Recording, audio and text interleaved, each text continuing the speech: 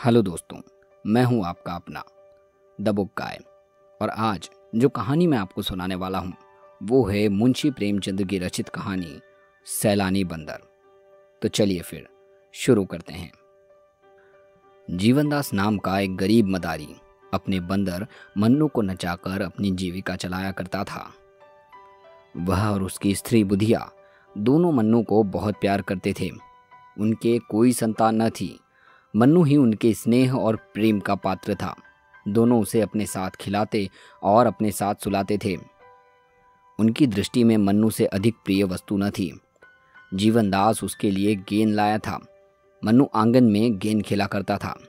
उसके भोजन करने को एक मिट्टी का प्याला था, ओढ़ने को कंबल का एक टुकड़ा, सोने को एक बोरिया और उचके के लिए छप्पर में एक रस्सी। मन्नू इन वस्तुओं पर जान देता था। जब तक उसके प्याले में कोई चीज़ न रख दी जाए वह भोजन न करता। अपना टाट और कंबल का टुकड़ा उसे शोल के और गद्दे से भी प्यारा था। उसके दिन बड़े सुख से बीतते थे। वह प्रातःकाल रोटियां खाकर मदारी के साथ तमाशा करने जाता था।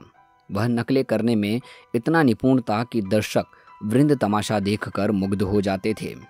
लकड़ी हाथ में लेकर वृद्धों की भांति चलता, आसन मानकर पूजा करता, तिलक मुद्रा लगाता, फिर पोथी बगल में दबाकर पाठ करने चलता। ढोल बजाकर गाने की नकल इतनी मनोहर थी कि दर्शक लोटपोट हो जाते थे। तमाशा खत्म हो जाने पर वो सबको सलाम करते थे।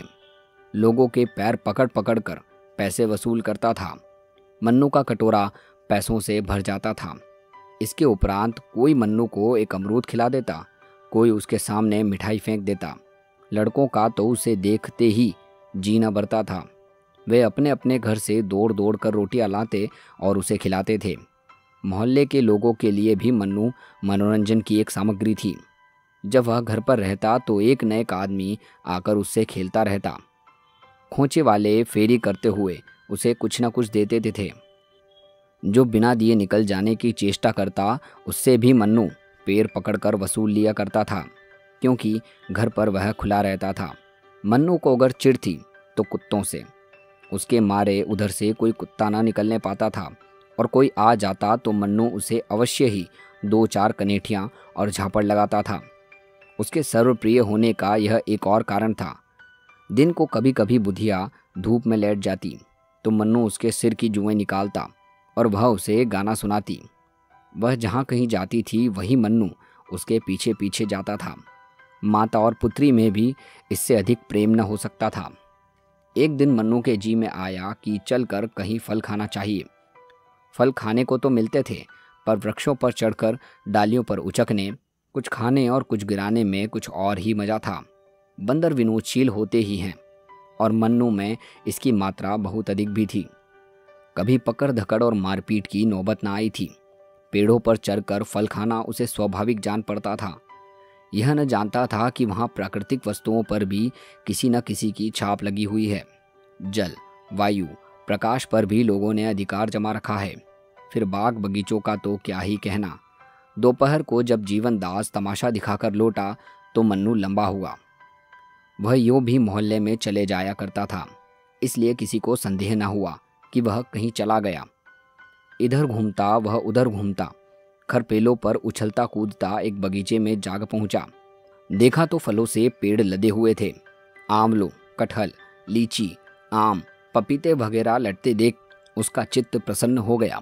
मानो वे वृक्ष उसे अपनी ओर बुला रहे थे कि आओ, खाओ, जहाँ तक खाया जाए वहाँ तक खाओ, यहाँ किसी को रोक टोक नहीं है। तुरंत एक छलांग मारकर 4 दीवारी पर चढ़ गया।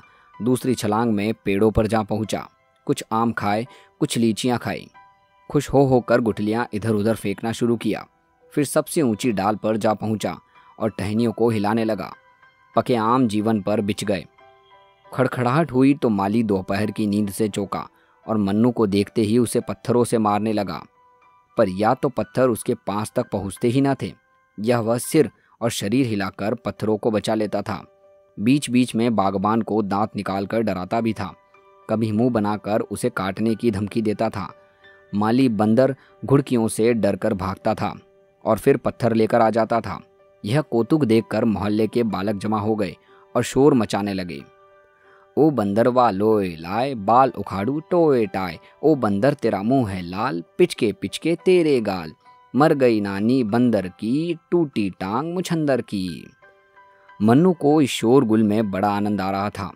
वह आधे फल खा खा कर नीचे गिरा रहा था और लड़के लपक कर चुन लेते और तालियां बजा बजा कर कहते, बंदर मामू और कहाँ तुम्हारा ठौर। माली ने जब देखा कि विप्लव शांत होने में नहीं आता तो जाकर अपने स्वामी को खबर कर दी। वह हजरत पुलिस विभाग के कर्मचारी थे। सुनते ही आपे से बाहर हो गए। बंदर की इतनी मजाल कि मेरे बगीचे में आकर उधम मचावे। बंगले का किराया मैं देता हूँ, कोई बंदर नहीं देता। यहाँ कितने ही असहयोगियों को लदवा दिया। अखबार वाले मेरे नाम से कांपते हैं। बंदर की क्या हस्ती है। तुरंत बंदूक उठाई और बगीचे में आ पहुँचे। देखा मन्नू पेड़ को जोर जोर से हिला रहा था। लाल हो गए और उसी तरफ बंदूक तानी। बंदूक देखते ही मन्नू के होश उड़ गए। उस पर आज तक किसी ने बंदूक नहीं तानी थी, पर उसने बंदूक की आवाज़ सुनी थी। चिड़ियों को मारे जाते देखा था, और न देखा होता तो भी बंदूक से उसे स्वाभाविक भय होता। पशु बुद्धि अपने शत्रुओं से स्वतः सशंक हो जाती है। मन्नू के पांव मानो सुन्न हो गए। वह उछलकर किसी दूसरे वृक्ष पर भी न जा सका। उसी डाल में डुबक कर बैठ गया। साहब को उसकी कला पसंद आई। दया आ गई। माली को भेजा, जाकर बंदर को पकड़ लो। माली दिल में तो डरा, पर साहब के गुस्से को जानता था। चुपके से वृक्ष पर चढ़ गया और हजरत बंदर को एक मोटी रस्सी से लाया। मन्नू साहब को बरामदे में एक खंभे से बांध दिया। उसकी स्वच्छंदता का अंत हो गया। संध्या तक वहीं पड़ा हुआ करुण स्वर में कूं कूं करता रहा। सांझ हो गई तो एक नौकर उसके सामने एक मुट्ठी चने डाल गया। अब मन्नू को अपनी स्थिति के परिवर्तन का ज्ञान हुआ। न कंबल न टाट, जमीन पर पड़ा भिसुर रहा था। उसे चने छुए भी नहीं गए। पछता रहा था कि कहाँ से फल खाने निकला। मदारी का प्रेम याद आया।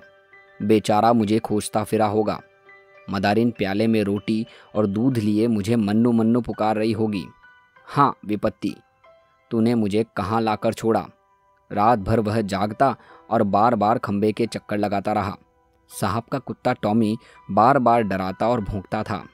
मन्नू को उस पर ऐसा क्रोध आता कि पाँव तो मारे चपेटों के चौंधियाँ दूं, पर कुत्ता निकट ना आता, दूर से ही गरज कर रह जाता। रात गुजरी तो साहब ने आकर मन्नू को 2-3 ठोकरें जमाई।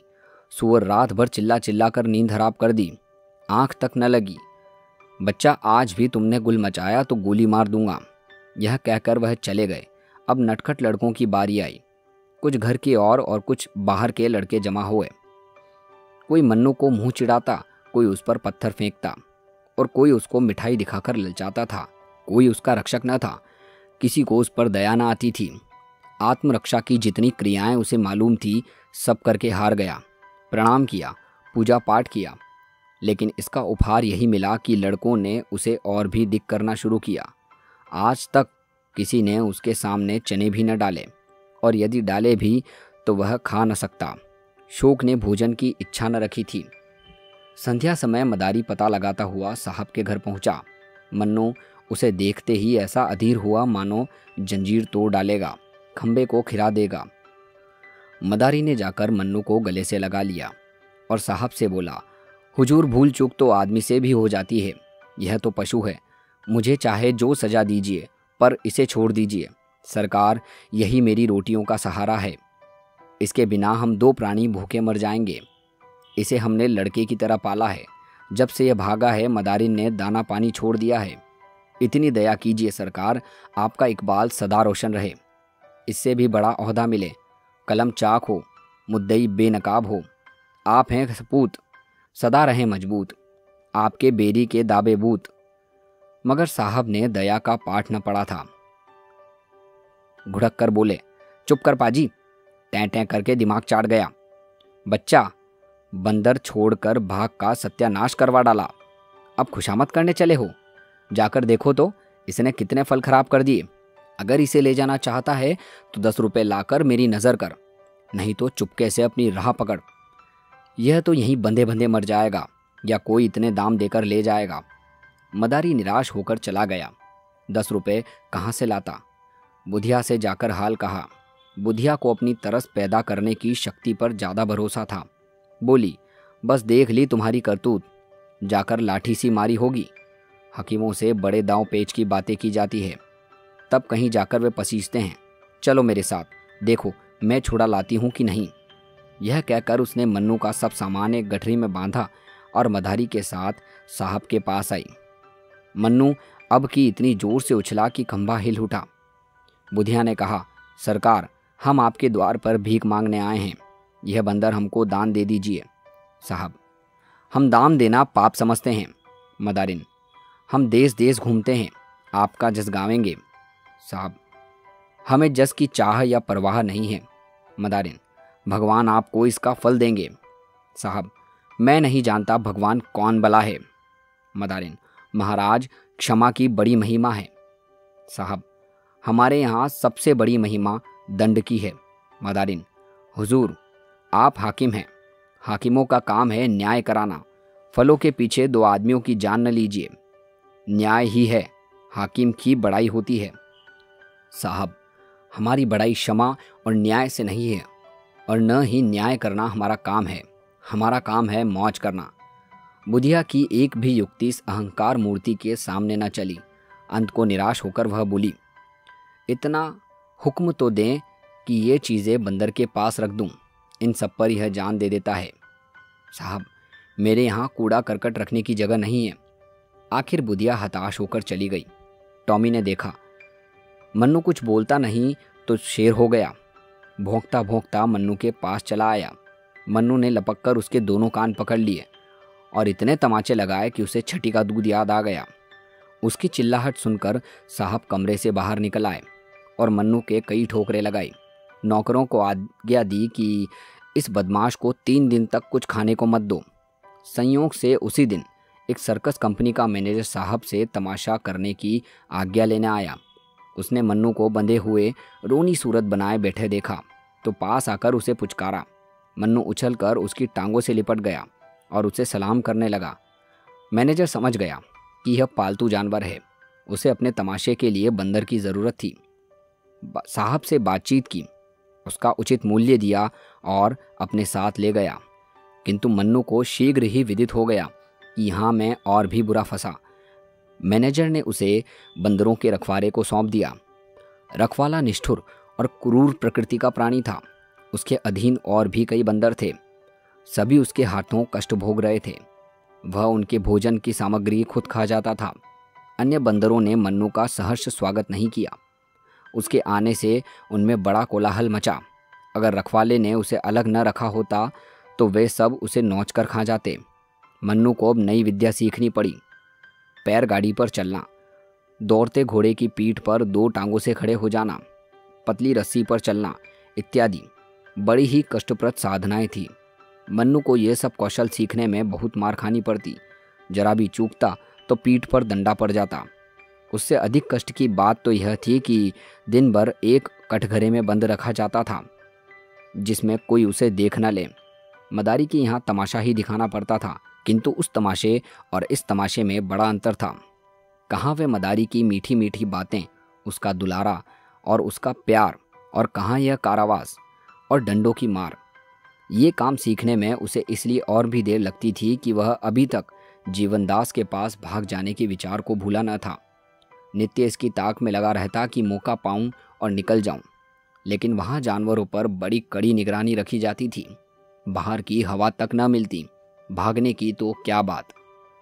काम लेने वाले सब थे मगर भोजन की खबर लेने वाला कोई भी न था।